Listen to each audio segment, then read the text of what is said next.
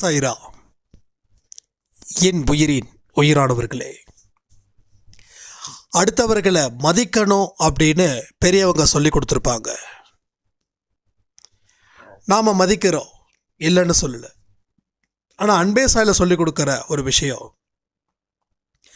அடுத்தவர்களோட மனதை மதிக்கணும். அடுத்தவர்களோட மனதை எந்த காரணத்தை கொண்டும் தவறுகள் 100% அவங்க கிட்ட இருந்தாலும் அவங்கள காயப்படுத்துவதற்கு உண்டான எந்த அதிகாரமும் எந்த உரிமையும் நமக்கு இல்லை அப்படின்றதையும் நீங்கள் உணரணும். நல்ல விஷயங்களை தொடர்ந்து நம்ம ஃபாலோ பண்ணிக்கிட்டே இருந்தால் தான் கடவுளுக்கு நம்ம மனசு ரொம்ப பிடிச்சி போயிடும்.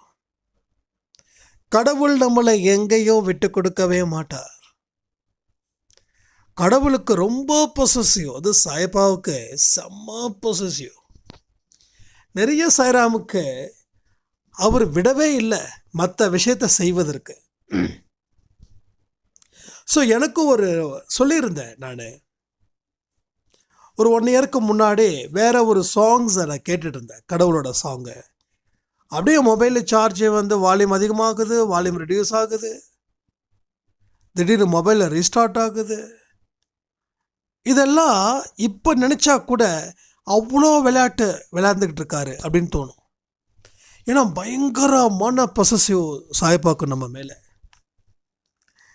அந்த அளவுக்கு அவர் நம்மளை நேசிக்கிறார். நம்ம நேசிக்கிற அளவுக்கு நாம் நடந்துக்கக்கூடிய விதம் அப்படின்னு ஒன்று இருக்கு பாருங்க. அந்த விதம் தான் உங்களை கடவுள்கிட்ட கொண்டு போய் சேர்க்கும். அப்போ உங்கள் வீட்டிலையோ சரி வெளியிலையோ சரி எல்லா மனுஷங்களை மதிக்கிறத தாண்டி எல்லாருடைய மனசையும் நீங்கள் மதிக்கணும். இப்போ மற்றவங்கள மதிக்கணும்னா நம்ம வயசுக்கு பெரியவங்கள மட்டும் நம்ம மதிப்போம். சின்னவங்களை டே வாடா போடா அப்படின்ற மாதிரி நம்ம சொல்கிறது தப்பு இல்லை. அப்போ மதிக்கிறதுன்றது வேற, மனசில் மதிக்கணுன்றது வேற. ஒரு மனுஷனுக்கு மதிப்பு கொடுக்கணுன்றதை தாண்டி அந்த மனுஷனுடைய மனசுக்கும் நீ மதிப்பு கொடுத்தன்னா உன்னோட இடம் அவ்வளோ சுத்தபத்தமாக இருக்குதுன்னு அர்த்தம். எனக்கு இருக்கிற கஷ்டம் தானே இவனுக்கும் இருக்கும்.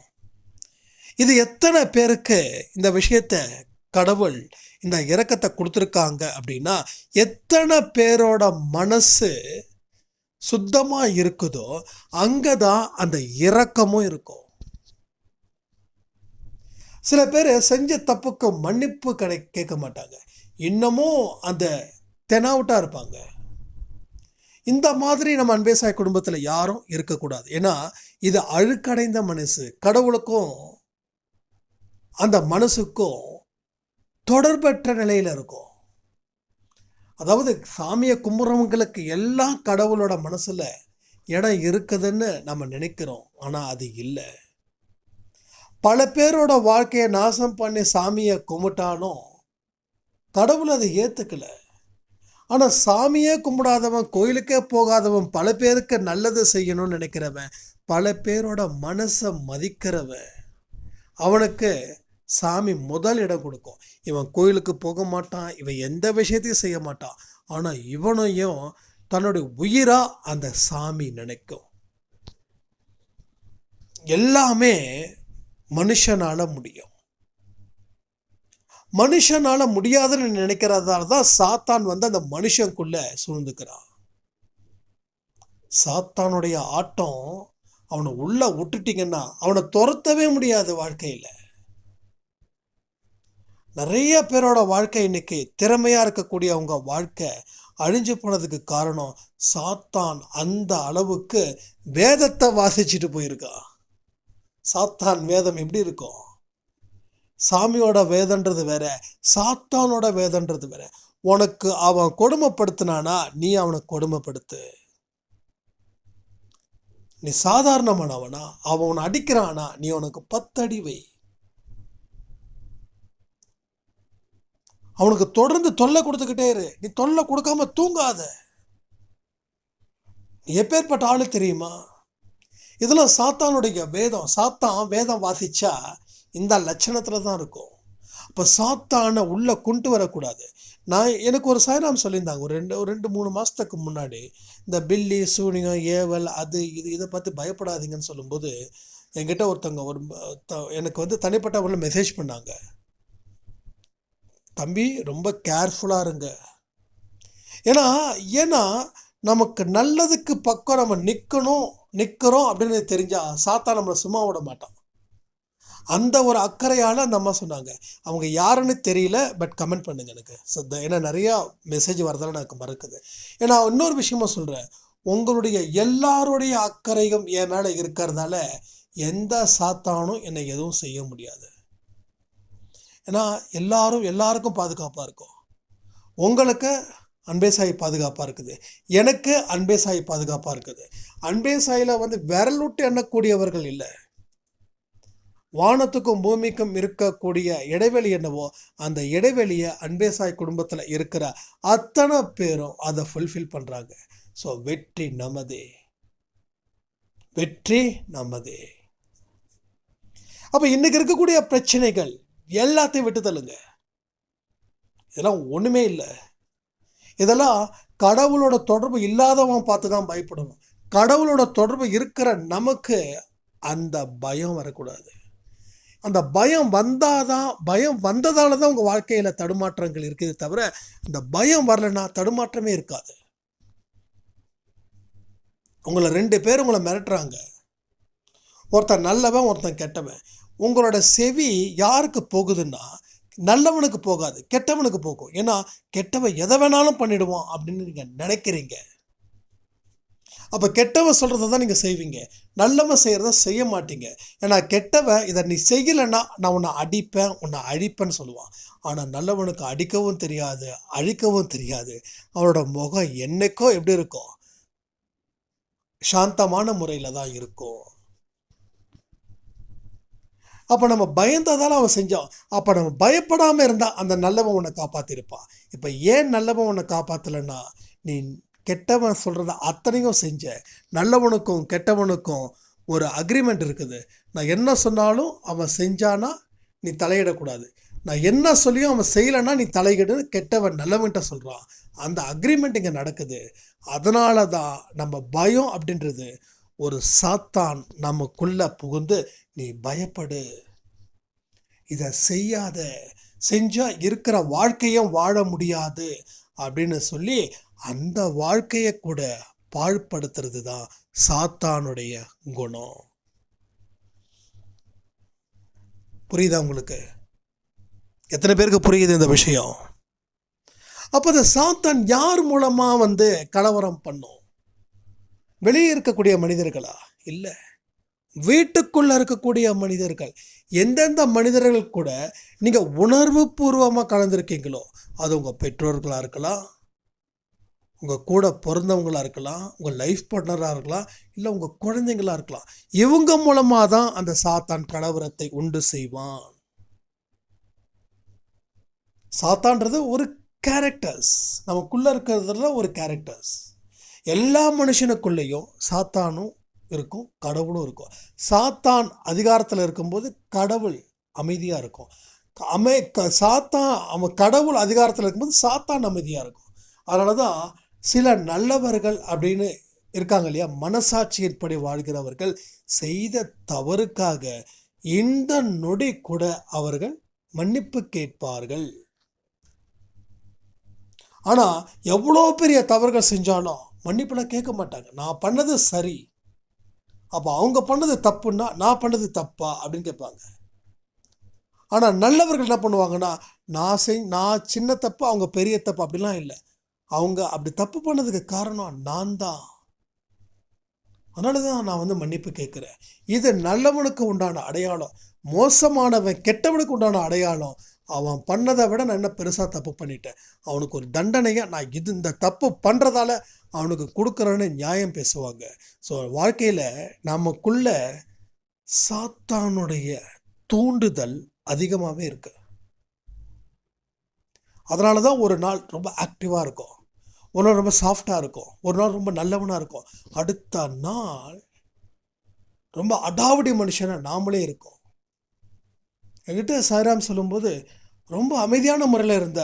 ஆனால் இந்த கோபத்தால் அத்தனையும் நான் இழந்துட்டேன், நிம்மதி இழந்துட்டேன், கொட்டுன்னு கொட்டிக்கிட்டேன். இதெல்லாம் எங்கே இருந்தது? அப்போது எங்கேயோ உனக்குள்ளே இருக்கு. அப்போ சாத்தான் உனக்கு எப்போ தலை தூக்குறானோ அவன் இதுதான் சரியான சந்தர்ப்பம் உன்னை அழிப்பதற்குன்னு சொல்லி அவன் முயற்சிகளை பண்ணுறான். அது வெற்றியும் அடைகிறான். ஆனால் அவன் முயற்சிகள் செஞ்சுக்கிட்டு தான் இருப்பான். அவனோட முயற்சியை நாம் முறியடித்தாதான் கடவுள் நம்ம வழி நடத்துவார்.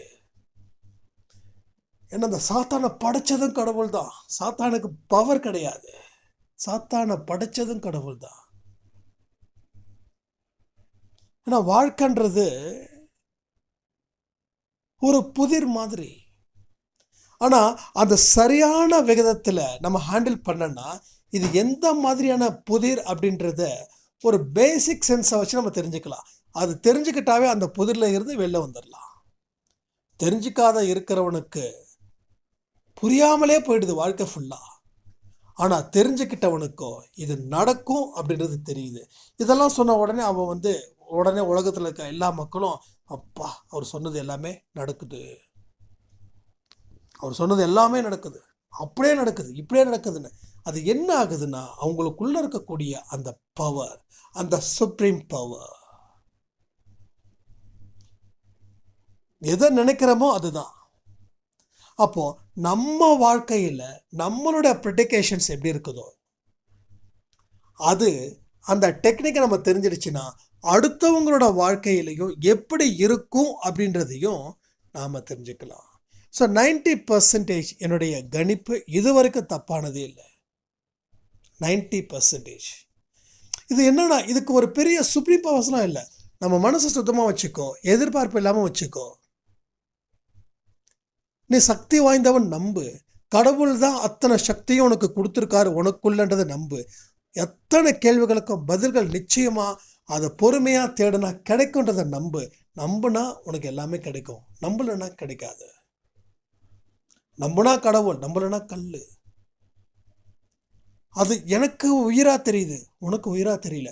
எனக்கு உயிராக தெரியலையே, அப்போ அது பக்கத்தில் போய் அடித்தா அந்த கல் அழுவுமா? அப்போ நான் உயிராக ஏற்றுக்கிறேன் அப்படின்னு நினச்சி வாதம் செய்கிறவங்களும் அதிகமாக இருக்காங்க.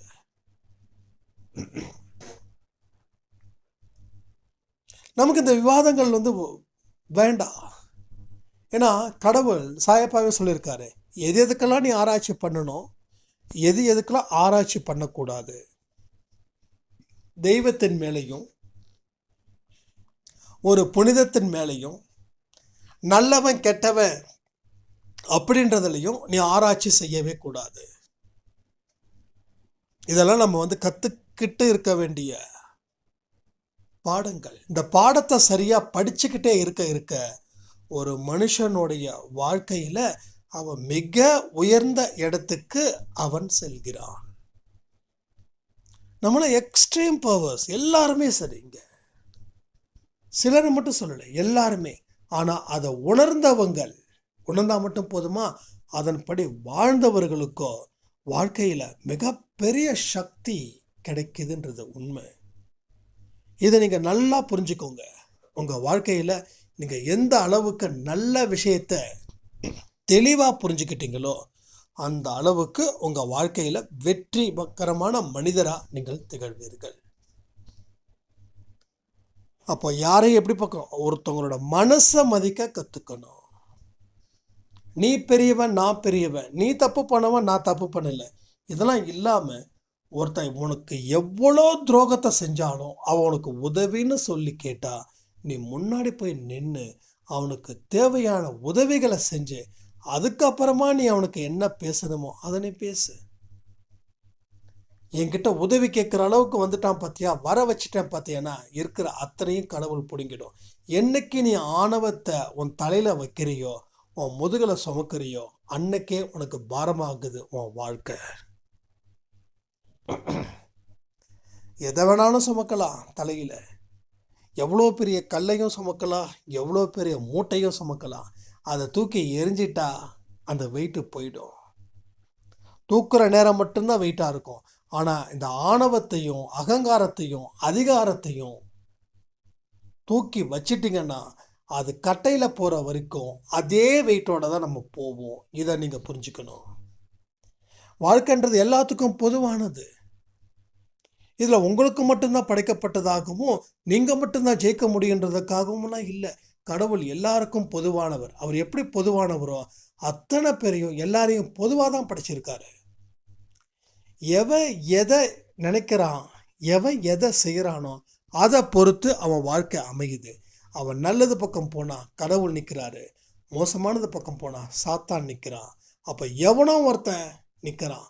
ஆனால் எவன் நிற்கணுன்றதை முடிவு பண்ணால் நம்ம செயல்கள் மூலமாக அதை முடிவு பண்ணி வாழ்க்கையில் மிகப்பெரிய ஒரு அமைதியான ரகசியத்தை நாம் அடையலாம். இதுதான் நம்ம கற்றுக்க வேண்டிய பாடங்கள். இதில் உங்களுக்கு ஏதாவது சந்தேகம் இருந்துச்சுன்னா நீங்கள் தாராளமாக கேட்கலாம்.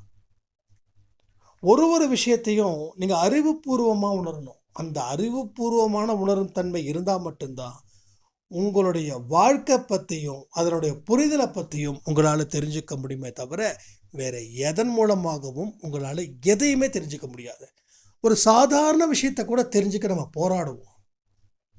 ஆனால் இன்னும் பலரோ ஒரு பெரிய விஷயத்த கூட அப்படியே சுண்டு விரலை சுன்ற நம்ம கட்டை விரலை ஒரு விரல் காட்டுறோம் பாருங்கள், இப்படி பண்ணுற பாருங்க, அந்த டைமிலே அவங்க கற்றுப்பாங்க. அப்போது நீங்கள் இவ்வளோ நாள் ஆன ஒரு சின்ன விஷயத்த கூட கற்றுக்க முடியல. ஆனால் அவங்களோட பெரிய பெரிய விஷயத்த கூட ஒரு செகண்டில் அவங்க பதிலை சொல்கிறாங்கன்னா அதுக்கு அர்த்தம் இருக்குது, அதுக்கு காரணம் இருக்குது. ஏன்னா அவங்க வாழ்க்கக்கூடிய வாழ்க்கையும் அவங்க சந்திக்கக்கூடிய பிரச்சனைகளும் அவங்களோட தடைகளும் அவங்க தோல்விகளும் அதன் மூலமாக கிடைத்த அனுபவங்களும் அந்த அனுபவத்தை அவங்க எப்படிப்பட்டதாக அதை எடுத்துக்கிட்டாங்களோ அதனுடைய தன்மையின் மேலே தான் அவங்க இவ்வளோ பெரிய வாழ்க்கையை வாழ்ந்து கொண்டு இருக்கிறார்கள். ஒரு அற்புதமான தேடுதலுக்கு சொந்தக்காரராக இருங்க. நம்ம என்றைக்கும் அல்பத்தனமான தேடுதலுக்கு சொந்தக்காரராக இருக்கக்கூடாது. அற்புதமான தேடுதலுக்கு சொந்தக்காரர்களாக மட்டும்தான் இருக்கணும். உங்கள் எண்ணங்கள் உயர்ந்து இருக்க தான் உங்கள் வாழ்க்கையை கடவுள் உயர்த்துவார். அடுத்தவன் முடியணும் அப்படின்னு நினச்சிங்கன்னா நீங்கள் முடிஞ்சிருவீங்க அவன் முடிகிறதுக்குள்ள. அடுத்தவன் வாழணும்னு நினைக்கிறீங்கன்னா அவங்க வாழ்கிறதுக்கு முன்னாடி நீங்கள் வாழ்ந்துருவீங்க. எது உங்களுக்கு லாபம், எது உங்களுக்கு நஷ்டம்? அப்போ நாம் வாழணும் அப்படின்னா நாம் பல பேரை வாழ்த்தணும். நம்ம வாழக்கூடாதுன்னா பல பேரை திட்டணும். ஆனால் இன்றைக்கி பல பேர் என்ன பண்ணுறாங்க, அடுத்தவனை திட்டுறாங்க. ஏன்னா தான் வாழ்க்கையை வாழாதவர்கள், வாழவே முடியாது அவங்களால. தனக்கு ஒன்று கிடைக்கலன்னா கிடைச்ச அத்தனை பேரையும் திட்டுவாங்க. அப்போ இந்த ஒரு விஷயத்தை வச்சா புரிஞ்சுக்கலாம் அவங்க வாழ போகிறாங்களா இல்லை வாழ முடிக்க போகிறாங்களான்னு. பல பேர் பலவிதமான பிரச்சனைகள், அவங்களோட பிரச்சனைகளை தாண்டி அடுத்தவனை குறை சொல்கிறதுலே இருப்பாங்க. அதனால தான் அடிக்கடி நம்ம சொல்லுவோம், அடுத்தவனை குறை சொல்லக்கூடிய விஷயம் வர ஆரம்பித்ததுன்னா உங்கள் வாழ்க்கையில் நீங்கள் குறையோடவே கடைசி வரைக்கும் காலத்தை கழிப்பீங்க. நிறைய கண்ணுக்கு முன்னாடி நடந்த உண்மைகள். ஒருத்தவங்களை அவங்க உடம்பு ரீதியாக அவங்கள நீங்கள் அவமானப்படுத்துனீங்கன்னா அதே மாதிரியான பிரச்சனைகள் உங்கள் வாழ்க்கையில் இதே ஜென்மத்தில் நடக்கும். யாரையும் கேலியும் கிண்டலும் பேசுறதுக்கு முன்னாடி இதன் மூலமாக வரக்கூடிய வழிகளை அனுபவிக்க நான் தயார் அப்படின்னா நீங்கள் காரியத்தில் இறங்குங்க. இல்லை வேண்டாம் அப்படின்னா அவங்களுக்கு நல்லது செய்யலைனாலும் பரவாயில்ல, அவங்க மனசை காயப்படுத்தாமல் இருங்க. நீங்கள் ஆறுதலாக சொல்கிறதுக்கு கூட, ஆறுதலாக சொன்னால் கூட அவங்களுக்கு அது காயத்தை ஏற்படுத்துதுன்னா அந்த ஆறுதல் வார்த்தைகளை தயவு செய்து தூக்கி கட்டிடுங்க. ஒன்னே ஒன்று சொல்கிறேன், பரிதாபம் யார் மேலேயும் படாதீங்க. ஏன்னா அவங்கள விட பரிதாபம் நாமளும். இப்போ நீங்கள் பரிதாபப்படுறதால நமக்குள்ள ஒரு ஆணவ போக்கு ஜாஸ்தி ஆகுது. பாவம், நாம் ஏதோ உதவி பண்ணலாம், உதவி கேட்டு உதவி பண்ண தப்பே இல்லை. ஆனால் அவங்க கேட்கறதுக்கு முன்னாடி அவங்கள உதவி கேட்டு அவங்கள கையேந்துன்ற நிலைமைக்கு நம்ம வர வச்சிடக்கூடாது. அது ரொம்ப இம்பார்ட்டன்ட். அது பல பேருக்கு தெரிய மாட்டேங்குது. அவங்க கேட்டாங்கன்னா உதவி பண்ணுங்க, ஆனால் கேட்கறதுக்கு முன்னாடியே உதவிகள் செய்யணுமானதை யோசிச்சுக்கோங்க. அவங்கள தர்ம சங்கடத்துக்கு நீங்கள் செய்யக்கூடிய உதவினால் அவங்களுக்கு சந்தோஷம் கிடைச்சுன்னா சந்தோஷம். ஆனால் அந்த உதவியை அவங்க ஏற்றுக்கும் போது அவங்களுக்கு மனசில் கஷ்டத்தோட நம்ம இப்படி இருக்கிறதால தானே இவங்க உதவி பண்ணுறாங்க, நம்ம அப்படி இல்லாமல் இருந்திருந்தால் உதவி பண்ணியிருக்க மாட்டாங்கன்னு அந்த ஃபீலிங்ஸை அவங்களுக்கு கொடுத்துடாதீங்க. அன்பேசாய் குடும்பத்தில் நிறைய பேர் நிறைய கஷ்டம் நிறைய பிரச்சனையோடலாம் இருக்காங்க. ஆனால் அவங்க மேலெல்லாம் நான் பரிதாபப்படலை. ஏன்னா அவங்கள பரிதாபப்படுற அளவுக்கு கடவுள் படைக்கல. ஏன்னா கடவுள் அப்படி பரிதாபப்படுற மாதிரி நம்ம தான் நினைக்கிறோம் இதெல்லாம் பரிதாபம் அப்படின்னு. அப்படிலாம் இல்லை. எல்லாருக்குமே எல்லா சக்தியுமே கடவுள் கொடுத்துருக்காருன்றதை பரிபூர்ணமாக நான் நம்புகிறேன். அதனால் எல்லாருக்குமே திறமை இருக்குது. ஆனால் அந்த திறமையை பயன்படுத்திக்காமல் வாழ்க்கையில் தோத்துக்கிட்டே இருக்காங்க பாருங்கள். அவங்களுக்கு நான் என்ன சொல்கிறதுன்னு எனக்கு புரியல. இப்போ கூட நான் சொல்கிறேன், இந்த நிமிஷம் இந்த நொடி கூட நீங்கள் பல பேருக்கு உதவி செய்ய முடியும். எனக்கு அது இல்லையே இது இல்லையே, எல்லாமே இருக்குது. அது ஒன்று தான் இல்லை, மீதி எல்லாமே இருக்குது. இல்லைன்றது உண்மை, ஆனால் இருக்குதுன்றது உண்மை தானே. அப்போ இது ஒன்று தான் இல்லை, மீதி எல்லாமே இருக்குது. எது இருக்குதோ அதை பாருங்களேன். இல்லாததை பார்க்கறதால யாருக்கு என்ன லாபம்? இது இருக்குது, எஸ், உன் வாழ்க்கையில் நீ ஜெயிப்ப. இது இல்லை, பரவாயில்ல. ஐயோ எனக்கு இல்லையான்னா வாழ்க்கையில் தோற்றுருவோம். இல்லைன்ற ஒரு வார்த்தை மட்டும் வந்துடுச்சுன்னா நம்ம தோற்பதற்கு சமம். ரெண்டாவது, எத்தனையோ பேர் பரிதாபப்பட்டு நமக்கு உதவி செய்யக்கூடிய அளவுக்கு நம்மளை ஒரு தர்ம சங்கடத்தில் நம்மளை ஆழ்த்தி விடுவார்கள். இது மாதிரி பலவிதமான வழிகளை மாற்றி யோசித்து நீங்கள் பாருங்கள். அதே போல் யாராவது உங்களுக்கு உதவிகள் செய்கிறாங்க அப்படின்னா அந்த உதவிகளை நான் வேண்டான்னு சொல்லலை. ஆனால் திரும்ப திரும்ப அவங்க உதவிகள் செய்கிற மாதிரி நம்ம நடந்துக்க கூடாதுன்றது தான் என்னோட பிரார்த்தனை. ஏன்னா சாயப்பட குழந்தைங்க பரிதாபத்துக்குரிய மனிதர்கள் இல்லை. யார் பரிதாபத்துக்குரிய மனிதர்கள்? பாவம் செஞ்சவர்கள் தான். நம்ம பாவம் செஞ்சதால தான் இந்த பிறவி எடுத்திருக்கோம். ஆனால் அவர்கிட்ட வந்ததுக்கப்புறம் நம்ம பாவங்கள் மன்னிக்கப்பட்டது. அப்போ எங்கள் வாழ்க்கை அடுத்த கட்டத்துக்கு போகலன்னா நீங்கள் முயற்சி செய்யாதது. நீங்கள் முயற்சி செய்திருந்தீங்கன்னா கண்டிப்பாக வாழ்க்கையில் போயிருப்பீங்க.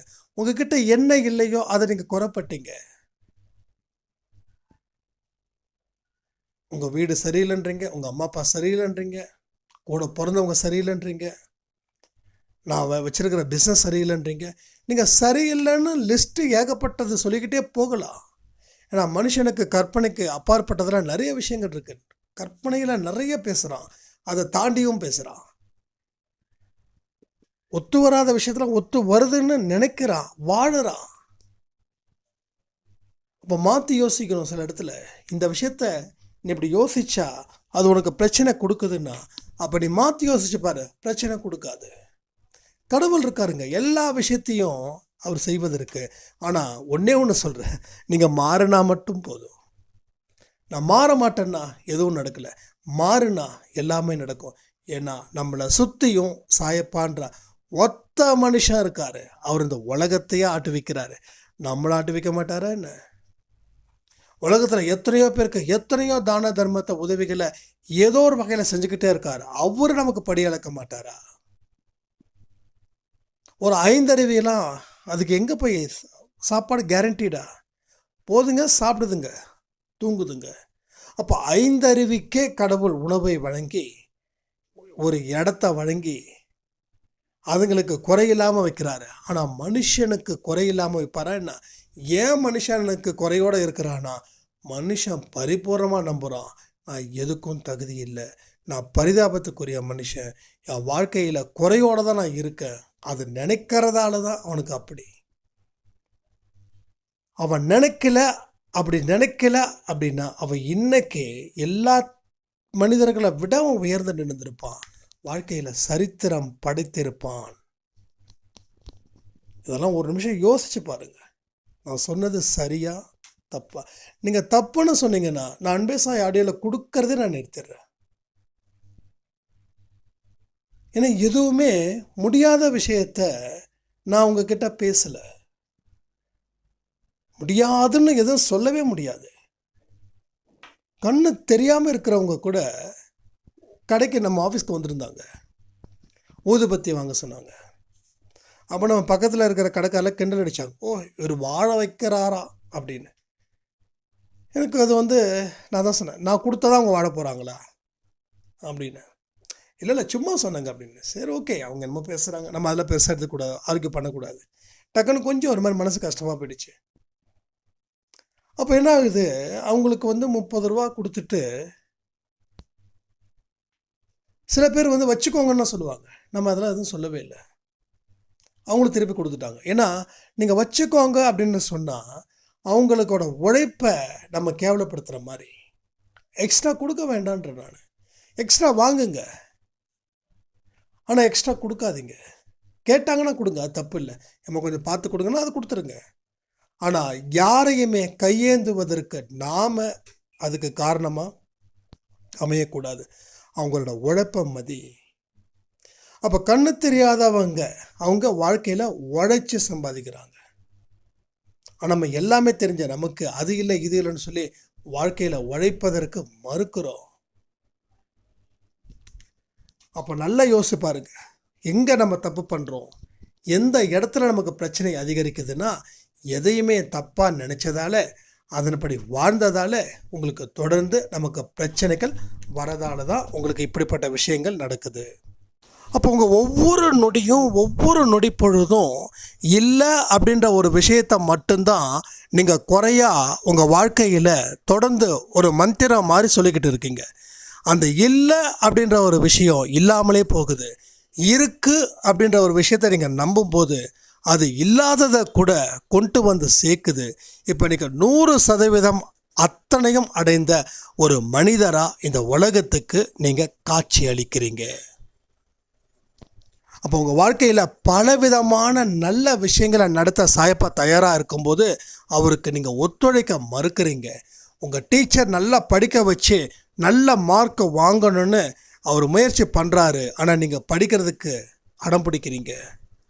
அவருடைய சொல்லுக்கு நீங்கள் கட்டுப்படலை, அதனால தான் நீங்கள் ஃபெயில் ஆனீங்களே தவிர அவர் ஒழுங்காக நடத்தாமல் இல்லை. அவர் ஒழுங்காக நடத்தினார், நிறைய பேர் பாஸ் ஆனாங்க. ஆனால் நீங்கள் ஃபெயில் ஆனீங்கன்னா தப்பு அவர் மேலே இல்லை, உங்கள் மேலே. அவர்களுடைய புரிதலையும் அவருடைய ஒத்துழைப்பும் நீங்கள் கொடுத்துருந்தீங்கன்னா அவர் உங்களை இன்னமும் சிறப்பான மனுஷனாக இந்த சமுதாயத்துக்கு உங்களை அடையாளம் காட்டியிருப்பார்.